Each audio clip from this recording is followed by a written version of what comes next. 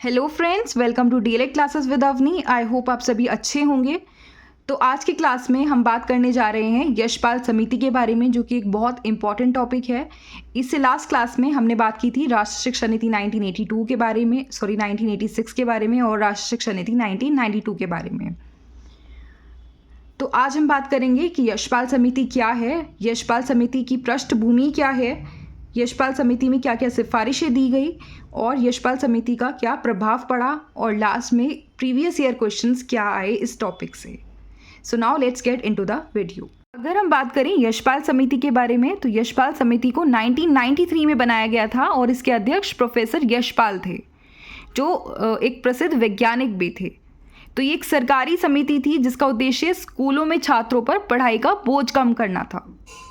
तो इसके लिए रिपोर्ट तैयार की गई जिसका नाम था शिक्षा बिना बोझ के। तो ये 9 खंडों में विभाजित थी।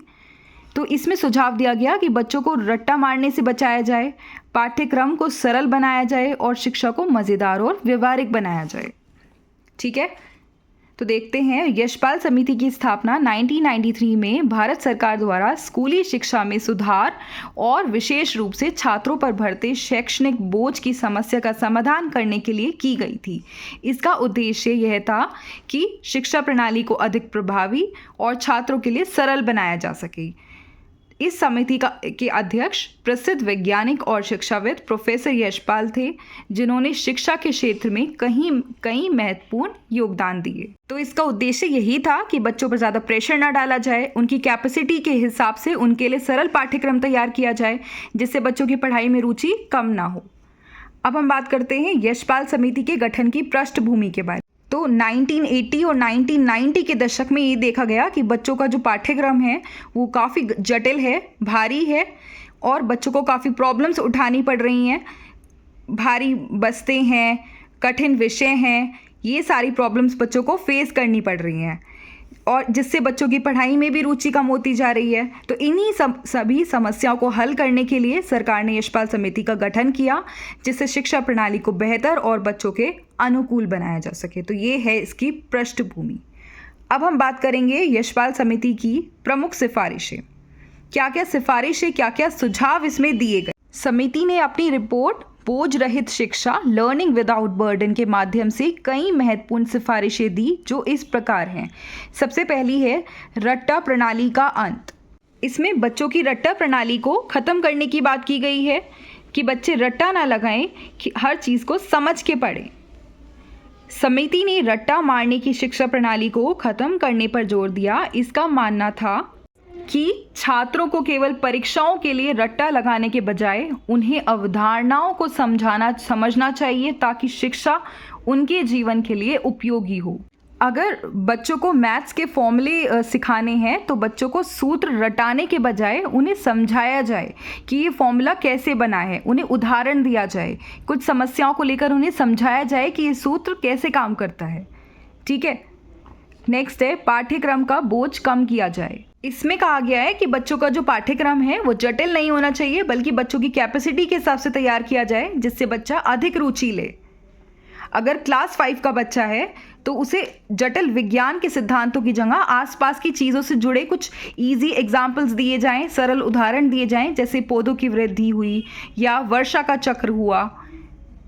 ठीक है, तो समिति ने यह पाया कि स्कूली शिक्षा का पाठ्यक्रम बहुत भारी है और इससे छात्रों का पर अनावश्यक दबाव बढ़ रहा है। उन्होंने सुझाव दिया कि पाठ्यक्रम को इस प्रकार से तैयार किया जाए कि केवल महत्वपूर्ण और बुनियादी जानकारी शामिल हो। इसके बाद रचनात्मक सोच और समस्या समाधान को बढ़ावा। इसमें बच्चों की समस्याओं के समाधान खोजने की क्षमता विकसित करने की बात की गई है। अब इसको एग्जाम्पल की हेल्प से समझो।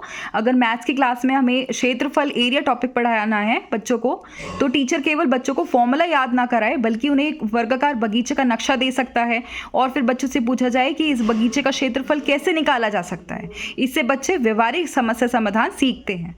अब नेक्स्ट है वास्तविक जीवन से जुड़ी शिक्षा। अगर हम बच्चों को कोई भी उदाहरण दे रहे हैं या फिर पुस्तकों में कोई दिए गए उदाहरण हैं, गतिविधियां हैं, तो ये बच्चों के रियल लाइफ से रिलेटेड होनी चाहिए, उनके दैनिक जीवन से जुड़ी होनी चाहिए। जैसे अगर हम बच्चों को बिजली टॉपिक पढ़ा रहे हैं तो घर में उपयोग किए जाने वाले उपकरणों का उदाहरण दे सकते हैं, उनके थ्रू समझा सकते हैं कि बिजली कैसे कैसे काम करती है। ठीक है, तो ये है। इसके बाद शिक्षण विधियों में सुधार। तो शिक्षण विधियों में सुधार किया जाना चाहिए।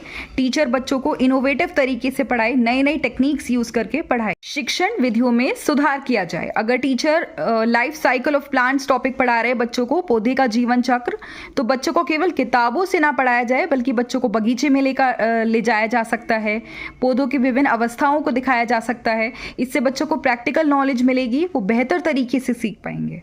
ठीक है, नेक्स्ट देखो, पुस्तकों का सरलीकरण, पाठ्य पुस्तकों का सरलीकरण। तो ये भी ज़रूरी है। अगर क्लास 4 के बच्चे हैं तो उनकी बुक में, उनकी साइंस की बुक में तकनीकी शब्द का यूज़ ना किया जाए बल्कि उनके लिए सरल शब्दों का यूज़ किया जाए, रोज़मर्रा के उदाहरणों का उपयोग किया जाए। तो देखते हैं, समिति ने पाया कि पाठ्य पुस्तकों की सामग्री बहुत जटिल थी। उन्होंने सुझाव दिया कि पाठ्य पुस्तकों को सरल भाषा में लिखा जाना चाहिए ताकि सभी छात्र उसे आसानी से समझ सके। अब नेक्स्ट देखते हैं, शिक्षकों का प्रशिक्षण। तो शिक्षकों का प्रशिक्षण भी ज़रूरी है जिससे टीचर नई नई टेक्निक्स का उपयोग करना सीख पाए, कंप्यूटर चलाना सीख पाए और बाकी नई नई टेक्नोलॉजी का यूज़ करना सीख पाए, जिससे बच्चों को वो अच्छी शिक्षा दे पाए। तो देखते हैं, समिति ने शिक्षकों के प्रशिक्षण पर भी जोर दिया है ताकि वे छात्रों का सही तरीके से मार्गदर्शन कर सके और नई शिक्षण तकनीकों को अपना सके। ठीक है, ये थी इसकी कुछ सिफारिशें। अब हम बात करेंगे यशपाल समिति का क्या प्रभाव पड़ा। तो एक बहुत महत्वपूर्ण प्रभाव पड़ा था यशपाल समिति का। अब हम पढ़ते हैं कि क्या क्या प्रभाव पड़ा। यशपाल समिति की सिफारिशों ने भारत में शिक्षा के क्षेत्र में महत्वपूर्ण बदलाव लाए। इसके बाद पाठ्यक्रमों को हल्का और अधिक उपयोगी बनाया गया। छात्रों को रट्टा लगाने के बजाय व्यवहारिक और समझ आधारित शिक्षा दी जाने लगी। ये बहुत इंपॉर्टेंट है कि बच्चों को व्यवहारिक और समझ आधारित शिक्षा दी जाने लगी। समिति की रिपोर्ट ने पाठ्यपुस्तक लेखन, पाठ्यक्रम डिजाइन और शिक्षण विधियों में सुधार के लिए एक नई दिशा प्रदान की। क्लियर है, आ गया समझ में यशपाल समिति का प्रभाव। तो ये था हमारा एक छोटा सा इंटरेस्टिंग सा टॉपिक, यशपाल समिति। ठीक है, अब हम बात कर लेते हैं इसके प्रीवियस ईयर क्वेश्चंस के बारे में। तो देखो, 2023 में सीधा 2 नंबर का क्वेश्चन आ रहा है इससे, शिक्षा बिना बोझ के इस संदर्भ में यशपाल समिति के क्या सुझाव थे। तो वही जो हमने पढ़े, ये सब सुझाव यही सब बताने हैं आपको।